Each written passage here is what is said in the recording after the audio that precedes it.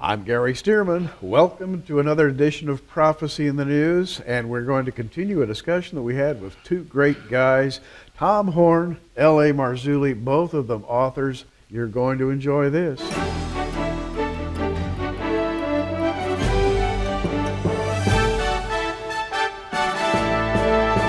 Well, we're going to continue a discussion we've been having that started in the Old Testament as the sons of God coming into the daughters of man and creating a race that God had to curse because it was a genetic hybrid which God could not receive. It was not part of his plan. And from that time until this, there has been a battle, and that battle comes to us in Genesis 3:15, in which there is a contest to see which seed dominates. Will it be the seed of the serpent or the seed of the woman? It's a genetic process, right? Mm-hmm. L.A. Marzulli, you've written about Nephilim. The Nephilim in the Old Testament, the fallen ones, they were a mixture. They were something God didn't approve of, and they started I guess you could say, they started a ball rolling that's still rolling today. Yeah, what we're looking at is this cosmic struggle, this cosmic chess match between the Most High God and the fallen angel. And of course, it's a mismatch. The fallen angel, Lucifer, Satan, is no match for the Most High God. But he's so demented and so depraved that he actually thinks he can win. And then, of course, when you fast forward to the book of Revelation, when he gathers the kings of the earth and assembles them, they're looking up. They're ready to do battle. They really think they can win this war. And so what we see is a series of moves, counter moves, counter moves, all through the Old and the New Testament, where the fallen one is always trying to somehow get the upper hand and become the victor. Had he contaminated the entire human race, let's say Noah that would have been it. He would have won the chess match, and humans, if you could call them humans, because they would have all been demonic hybrids at that point, there would be no human race, and there would be no Messiah. He would have won the chess match, be nothing to redeem. But thank God he didn't. And of course we have the flood, which wiped out the Nephilim and all the other chimeras that were there, and the bloodline continued to the Messiah. Last time in our discussion, we had reached the point that we were talking seriously about genetic hybrids in the period of Abraham, Isaac, and Jacob. We talked about the giants. We also began to speak of the latter-day phenomenon, Tom, in which this whole business of genetic manipulation would begin again in earnest, and our Lord prophesied that this would happen. He said it was just going to be like it was in the days of Noah. Mm-hmm. Yeah, and it's kind of almost a two-part issue. There is what happened in ancient days, there's what's happening today. In a very general sense, you had a power that came down to the earth, and it seemed to immediately set about trying to build an empire. It had a plan, it had a system, mm-hmm. and the goal of this empire was to subjugate all other living species upon the earth. Immediately, these Nephilim, of course, come under judgment from God. That alone, by the way, I think also attests to the facts about genetic manipulation, because otherwise you have a God who is depicted in the scripture as forgiving, loving, not willing that any should perish. Even with the Hebrews, made provisions for non-Hebrew blood to be able to come in mm-hmm. and to become a proselyte, to get saved in the Old Testament sense. Always made provision, but when it came to the Nephilim, no grace whatsoever. If they were found, they were to be destroyed. They were to be wiped out. They were an aberration upon the earth. And so to me, even that fact says something about this unusual form of life. Now, will the same thing return? In that last show, we were talking about alien abduction. There seems to continue to be some very mysterious process that is at work, and it is harvesting DNA for some purpose. Well, and the interesting thing today is that the same group of offenders from on high, if you will, they're back, but this time they're wearing a new disguise. They are disguised as sci-fi types. We come here to serve you. We come from another galaxy. We are superior to you. We've had longer to evolve than you have. We can bring you great technology. We can bring you all kinds of peace where you now have just internal conflict. We can bring peace to you. We can do all kinds of things. We can help you keep your planet green. So they're coming as our divine overseers, and actually I think being received that way by some groups. Isn't it? Being received that way now in ways that are frankly surprising. For instance, how the Vatican has weighed in on this issue in recent years. And we in the last show we just mentioned this official disclosure series, which you're now making available through Prophecy in the News, 20 hours of audio recording. That grew out of this last January when the Royal Academy of Sciences, the oldest scientific body on earth out of the UK, invited members of NASA, the United Nations, the European Space Agency, people who are brilliant thinkers. They call them a dizzying array of intellects, is how the press referred to it, to come and to discuss one subject. Are we alone in the universe? And actually, can we make contact? Well, when the Vatican weighed in on this, my mind goes back to Galileo and people who were persecuted for scientific inquiry. Yes. And now all of a sudden we're warming up to this idea that these beings may not only exist, but Lynn, they might even be morally superior to us. I would certainly agree with that. That when they come, we will look at them. It's what I call in a pen the coming great deception, the alien gospel. And this alien gospel is that we were your progenitors. We manipulated and created all life genetically on planet Earth. We were responsible for the Earth's earliest civilizations. We genetically manipulated humans. We are the missing link in evolution, as it were. We set up the different religions throughout the globe, and your ancestors worshipped us as gods, and rightfully so. Now at this critical juncture in human history, we are back to usher in this new age, this age of peace and love and brotherhood. One planet, one people, please. So are they coming from outer space? Well, personally, I don't think they're coming from outer space. They may be coming from a parallel dimension. We live in, 4 dimensions. We used to say 3 dimensions. I almost repeated that from my grade school days. And now we know, of course, thanks to Einstein, that time is the 4th dimension and is, of course, both manipulative, able to be manipulated and measured and changed based on our relationship to time. But in any case, scientists now, you've got all these people talking about quantum physics and what they call planes and parallel dimensions and string theory. And some of these are actually measurable, meaning that we're only doing it in terms of theory, but we're actually able to detect that there are dimensions that are around us that we simply can't see right now with our eyes. If we get to this, there is also another part of this. In what we're doing in biotechnology today, part of the transhumanist movement aspires to alter what we are by blending us with animals, which is what the Watchers did. But they also view that as possibly opening new modes of perception. Maybe then we'll be able to see in to these other realms. Like we know even from the Bible, the story of Balaam's donkey. The donkey can see this angel standing in the middle of the road. Balaam can't see this donkey.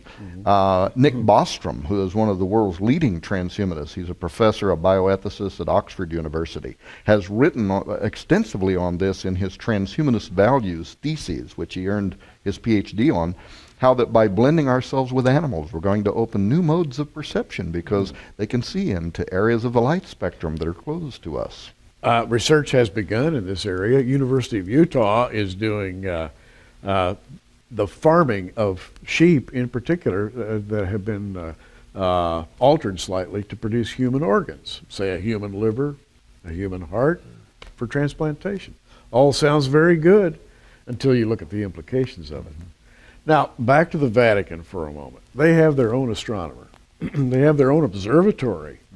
And they've been peering into the heavens. They've been listening to all the reports about UFOs, and they have concluded, their astronomer, Gabriel Funes, has said, we believe that at a certain point in the near future, these alien entities are going to reveal themselves to mankind. We should prepare ourselves for this. because they will come as saviors, if you will, and he specifically said they may be vastly superior to us even morally because they may not have ever experienced original sin such as we did. Therefore, we should look to them as much above human potential. Other priests among the Vatican, Corrado Balducci, some years ago, remember, Lynn, how much he was in the news because he said, and he was not repudiated by the Vatican when he said that aliens are already in contact with the earth, they're already communicating with us, and the Vatican, the highest levels of the Vatican are aware of it. When Father Malachi Martin, remember, was asked by Art Bell, why, Gary, is the Vatican so heavily invested in the study of deep space, talking about that VAT observatory. Yes. And he answered, because they know what is approaching us and that it could be of the utmost importance within the next 10 years. Well, that 10-year time frame elapsed about 24 months ago, and ironically, not just Corrado Balducci, but Guy Cosmonalgo comes out with his Intelligent Life in the Universe, published by a Vatican publishing house, talking about that very soon we may be in contact with our space brothers. They may be outside the sin question, and therefore... And what's interesting is last week it was several UFOs over the Vatican that were filmed and recorded and posted. Is that just coincidence? I think what's happening, from my perspective, is that we're being set up for the coming great deception. I mean, when we read in the book of Revelation, when it talks about in 2 Thessalonians, this great one world religious system, it begs the question: how does one get 1.8 billion Muslims, 2.3 billion Christians to somehow change their paradigm, somehow change their worldview? We're looking, in my opinion, of some sort of an incident, something just so off the charts, unprecedented in all of history is about to happen. And what are we seeing? What are the signs all around us? The burgeoning UFO phenomena. They will come and they will say that we were, I'll reiterate it quickly, but it's basically the alien gospel. I can't say it enough. There are progenitors that created all life on the planet, genetically manipulated human DNA to our present form. We're worshipped as gods. Now they're back at this critical juncture in human history. The Vatican, I believe, is setting the stage for the coming great deception. And it's not that it's almost here. I think it's here, which ties into what you were saying. They know, and they're trying to prepare the masses in some way. Well, let's broaden this discussion just a little bit and just mention one word, and I'm sure that when I do, all of our viewers are going to just jump up and understand exactly what we're talking about. Roswell. Yeah.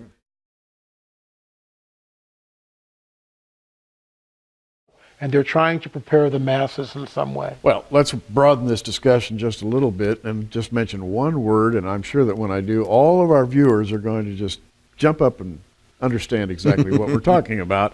Roswell. Yeah. Everybody knows about Roswell. And the little guys, you know, the crashed flying saucer, these little bodies lying dead on the ground.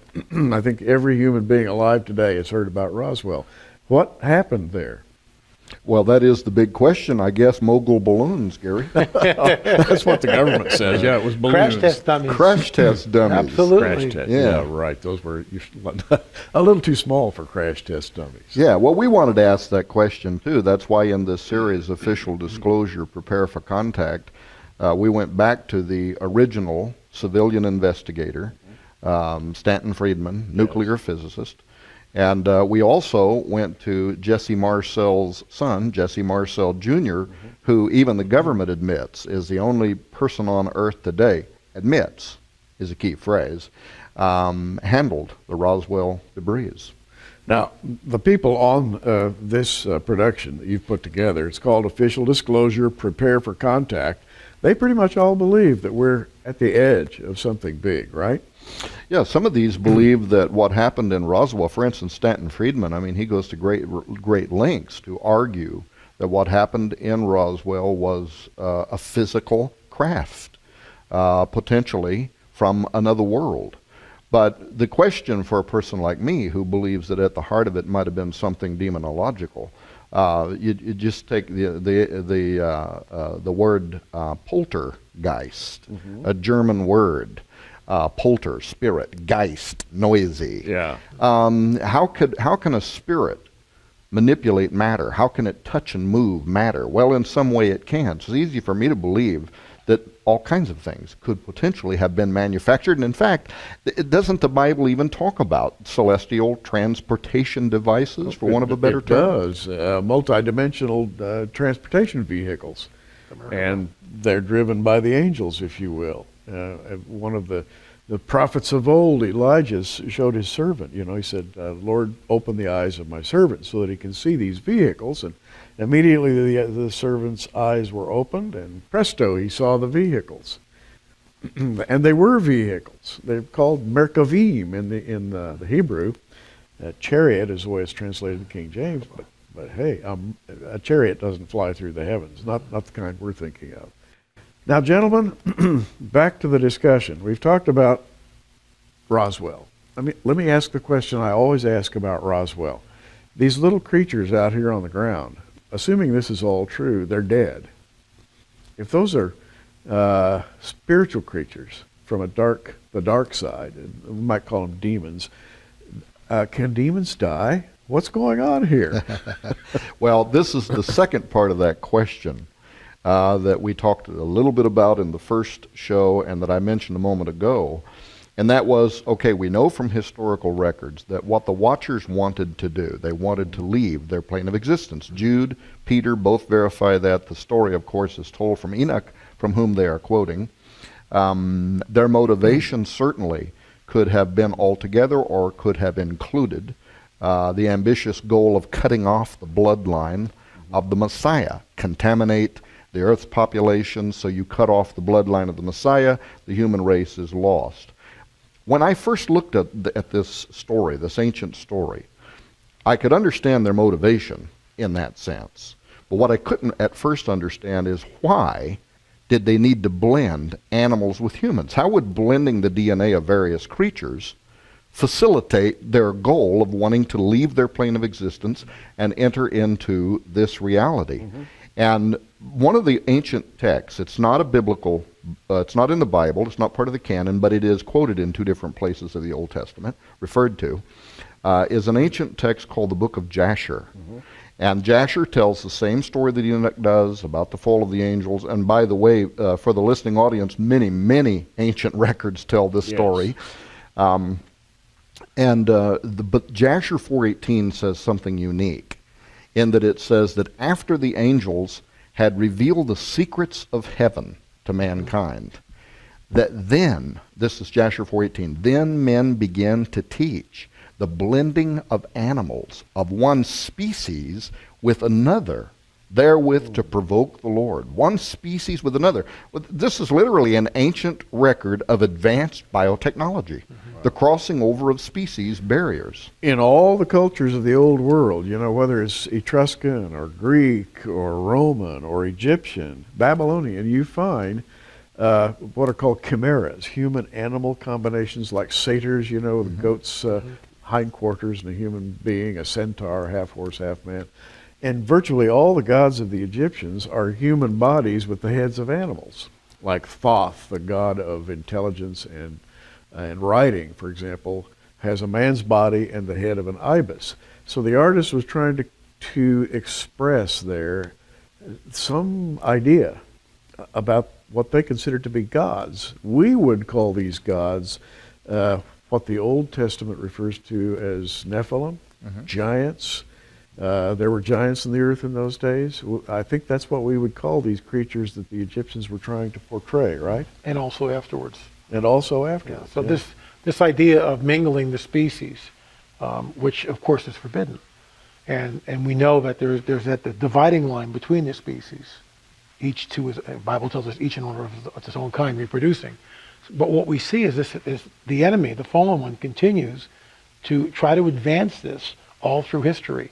And now it really makes me wonder. I interviewed for the first book of Nephilim. This goes back 15 years ago, basically. I interviewed a guy at Amgen, American Genetics, and I asked him specifically, what kind of stuff are you doing? Now, this is a tech who doesn't have any security clearance. He can tell me what he's doing. He was taking the DNA of a firefly and putting the DNA of a firefly into a frog. Now, this is, again, 12, 15 years ago. And what would happen is the frog would eventually be born and the frog would glow, light up like a firefly. That is off the charts. Now that's back then with not an underground lab. Who knows what they're doing? And occasionally we get reports from underground bases, and these are colorful reports, apocryphal certainly. There's no way to vet them, but we get these stories of superhumans or bizarre-looking creatures. I mean, who knows what they're doing?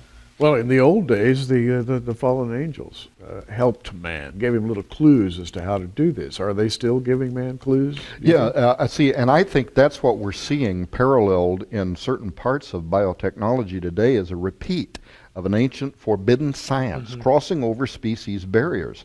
Even if you did not believe that the creation of human-animal chimeras, which we're doing in thousands of laboratories and we're funding by every major government in the world right now that's advanced enough to do it, even if you did not believe that that was a repeat of what the Watchers did, you would have to see it as an assault on God's creative genius. Absolutely. Why did God put boundaries around the species in order that each one can only reproduce after us? What does he know that we don't know? He could be protecting us from literally a biological nightmare, a Pandora's box, And a black death. You said a minute ago the Levitical laws are replete with commands by God not to create species or species other than those he created. Even to simulate it. If a man shall lie down with the beast, he shall be put to death. Right. They couldn't, in that sense, just have sex and give offspring, but it was even simulating. Even the idea was such a spirit of Antichrist, such a Luciferian concept, that it was forbidden in the law. It couldn't even be simulated. Now, I asked the question a moment ago, though, how would that facilitate? And the short answer is that because God had created everything, only God, one thing the Watchers could not do, they could not speak, bara, and call forth out of nothingness raw atomic nuclear matter and command it to take a specific molecular form that then becomes a tree or a cow or a dog or a fish or a human or whatever. Only God could do that. What the Watchers could do, since they either participated with or observed creation, they could do what our scientists are doing today, and that is they could take the genetic material of one species and another and blend it to create a body. Why I think they did that was because once God had created all life, including humanity, he set it in motion. And he ordered each kind to reproduce after its own kind, meaning that when the sperm of a human meets the ovum of a human, at the first spark of life, the spirit of a human enters into this zygote. It's blocked. It's in order. In other words, it's not just a vacant, empty biological entity into which a spirit can take up residence. He set it in motion. They had to corrupt that. By blending animals with humans, they created a living biological entity that the spirit of a particular animal, or using the term spirit with animals is kind of problematic, but the nature is what I'm talking about. Of a dog wouldn't enter it because it wasn't a dog. Right. The spirit of a human wouldn't enter it for it wasn't a human. Now all of a sudden we have a living biological product into which these things could download themselves. And in a very brief explanation, essentially I came to believe that that's why they did what they did and how it facilitated their ability to leave their plane of existence.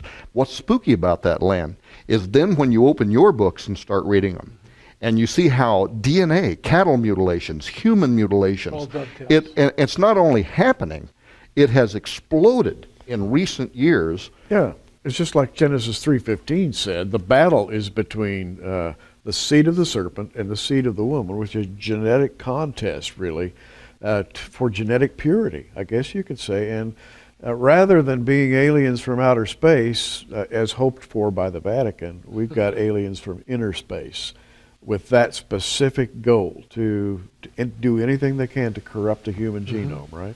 The first heaven is Earth. The second heaven, which I believe is this other dimension, is where the fallen one resides. And he's able, right now anyway, to access our dimension through portals, which Tom obviously writes about. And at some point we know, again from Scripture, that the fallen will be cast out of the second heaven, and he comes to Earth. And woe to the inhabitants of Earth because the time is short. I think we're ramping up into those days. In my opinion, all the signs are here and manifesting. Gary Stearman, wishing you a great day.